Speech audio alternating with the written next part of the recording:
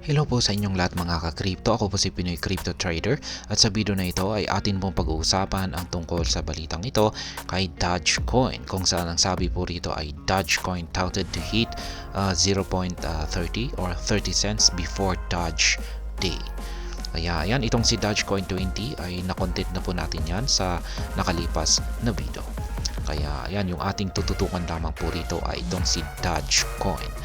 Kaya ayan, yun po rito ay mukhang aakyatin daw ni Dogecoin ang presyong 30 cents bago ang Dogecoin Day. Ayan, or Doge Day. Sa mga hindi po nakakaalam, ang Doge Day ay yan po ay magaganap sa April 20. Yan po ay next month. Kaya yan, marami pong inaasahan po ng karamihan na sa araw na ito ni Dogecoin ay ayan, magkakaranas po siya ng isang price surge dahil ito po ang kaarawan ni Dogecoin.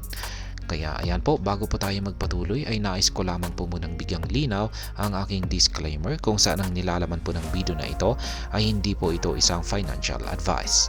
For education and information purposes lamang po ang layunin nito. Maliban po dito ay nais ko na rin pong magbigay babala na wala pong kahit anumang group chat ang Pinoy Crypto Trader. At ayan, Dogecoin is currently undergoing a breakout as it attempts to penetrate above the March highs and head toward 0.2 or 20 cents. Kaya ayan, sa ngayon ay kasalukuyan daw po na nagbabasag itong si Dogecoin ng isang resistance level. Yan, ito po ay binabasag niya ang monthly high na presyo. Yan yung kanyang monthly high na presyo. At yan, sinusubukan po niya na akyatin ang presyong 20 cents or 0.2. With the bullish pressure behind Dogecoin, many experts are touting it to hit 0.3 before Doge Day in April. Kaya yan, dahil daw po sa bullish pressure na nagtutulak dito sa presyo ni Dogecoin, ay marami pong mga eksperto ang nagsasabi na posibleng akyatin ni Dogecoin ang presyong 30 cents bago sumapit ang kanyang kaarawan ngayong buwan ng April. While Dogecoin reignites its bullish sentiment, Doge-related meme coins are also starting to skyrocket.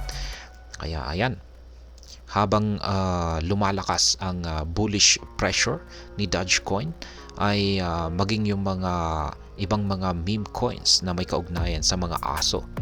Ayan, related mga dog, mga Doge-related na meme coins ay naaapektuhan na rin at nag-uumpisa na rin po silang umangat sa kanilang presyo. Kaya yan, itong si Dogecoin 20 ay nakontent na po natin yan.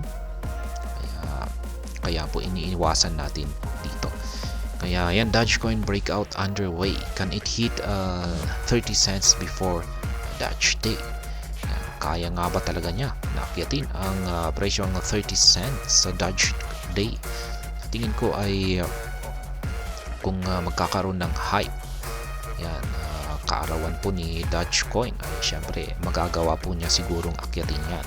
If Doge continues its bullish pressure, many analysts expect it to continue higher through April to reach 0.30 by Doge Day, currently scheduled for April 20, 2024. Kaya ayan po, marami pong mga analyst ang naniniwala or inaasahan po nila na itong si Dogecoin ay magpapatuloy lamang po ito sa kanyang pag-angat sa presyo hanggang po sumapit ang Doge Day o ang kanyang kaarawan ngayon pong April 20, 2024.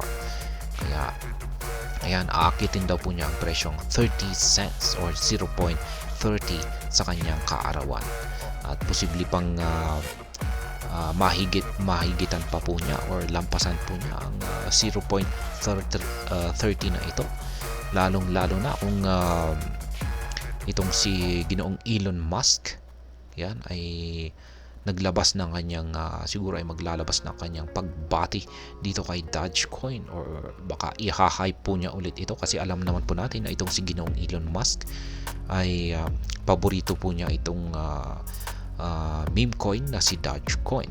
Kaya ayan, hanggang dito na lamang po tayo sa video na ito. Sana po ay inyong nagustuhan ang aking paliwanag dito.